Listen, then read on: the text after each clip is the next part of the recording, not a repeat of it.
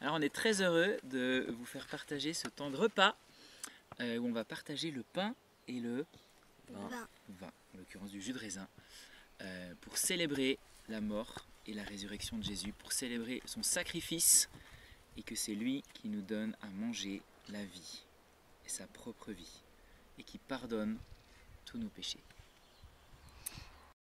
Nous aimerions vous encourager à partager le pain et le vin ensemble en famille, à prendre ce repas de la Pâque que Jésus nous a enseigné à vivre pour célébrer sa mort, son don parfait, son corps qui a été brisé et sa vie qui nous a été donnée. Matthieu 26, verset 26 dit « Pendant qu'il mangeait, Jésus prit du pain et prononça la prière de bénédiction. Puis il le rompit et le donna à ses disciples en disant « Prenez, mangez, ceci est mon corps. » Il prit ensuite une coupe et remercia Dieu. Puis il la leur donna en disant « Buvez-en tous, car ceci est mon sang, le sang de la nouvelle alliance qui est versé pour beaucoup pour le pardon des péchés. » À l'époque, vous savez, qu'est-ce qu'il y avait sur la table? Il y avait du vin, il y avait du pain, mais c'était le repas de la Pâque, il y avait l'agneau. En fait, ils voyaient tous au milieu cet agneau sacrifié. Et qui est cet agneau? C'est Dieu. Ouais, c'est Jésus, qui est celui qui est sacrifié pour nos péchés. Donc Jésus nous a dit, nous, de refaire ça avec le pain. Lorsque nous prenons ce repas, nous rappelons le sacrifice de Jésus jusqu'à ce qu'il revienne. Nous élevons son nom, Jésus, le nom du salut, en vivant ces gestes simples de boire et manger. C'est puissant. Et ça nous enseigne aussi combien c'est simple de le recevoir, aussi simple que de prendre ce pain et ce jus de raisin. On aimerait vous encourager à vivre ce repas en famille et à le vivre tous les jours si vous voulez. Ça donne des temps super forts pour partager, prier, répondre à des questions que nos enfants nous posent ou qu'on se pose. Et c'est tellement naturel de manger du pain et de boire ce vin ou du jus de raisin et rappeler à chaque fois le don de la vie que Jésus nous donne pour le pardon de nos péchés. Pour nous, c'est toujours une expérience forte, en même temps simple, joyeuse et aussi profonde. Une question que je me suis posée un jour est « Est-ce que c'est ok pour les enfants de partager ce repas ?»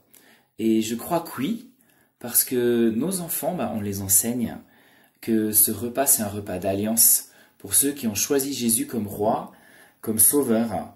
Et donc ce repas, il est pour eux si ça correspond à ce qui est dans leur cœur, à leur foi. Donc prenons ce repas en famille, comme Jésus nous l'a enseigné, et proclamons son sacrifice, son pardon, et que nous mangeons la nourriture qu'il est, la nourriture parfaite qui donne la vie éternelle. Prenons ce temps pour écouter ce qu'il nous dit en famille autour de ce repas. Tu as tout porté et tu as tout englouti dans ta mort. Seigneur, on te remercie parce que tu vis en nous, parce que tu nous donnes vraiment cette vie parfaite, éternelle.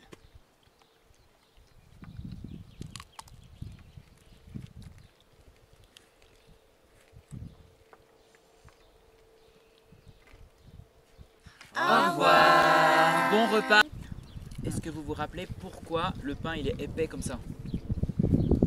Parce qu'il n'y a pas de levain. Ouais. Et pourquoi il n'y a pas de levain? Parce que c'était la semaine où ils faisaient les pains sans levain. Exactement, ils avaient 7 jours de pain sans levain. Et pourquoi Dieu il avait dit de prendre du pain sans levain? Parce que le levain, ça représentait un péché. Ouais, dans ce cas-là, le levain ça représentait le péché. Pourquoi? Parce que ça nous fait gonfler. Parce que ça nous fait gonfler, ouais. Le péché, ça nous rend orgueilleux. On se prend pour plus qu'on est. Et surtout par rapport à Dieu. Et qu'est-ce qu'il y a aussi avec le levain? Est-ce que tu te rappelles, Siloa? Qu'est-ce qu'il y a avec le levain? Ça fait des trous, Tu te rappelles comment il est le levain?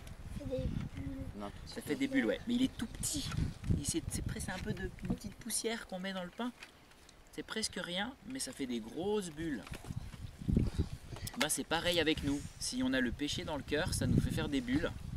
Et en plus, ça nous rend creux. Tandis que Jésus, lui, est sans péché. Il est rempli de la gloire du Père. Il est le pain sans levain qui nous nourrit vraiment. Il est cet agneau sans défaut, sacrifié pour notre pardon et qui nous donne la vie.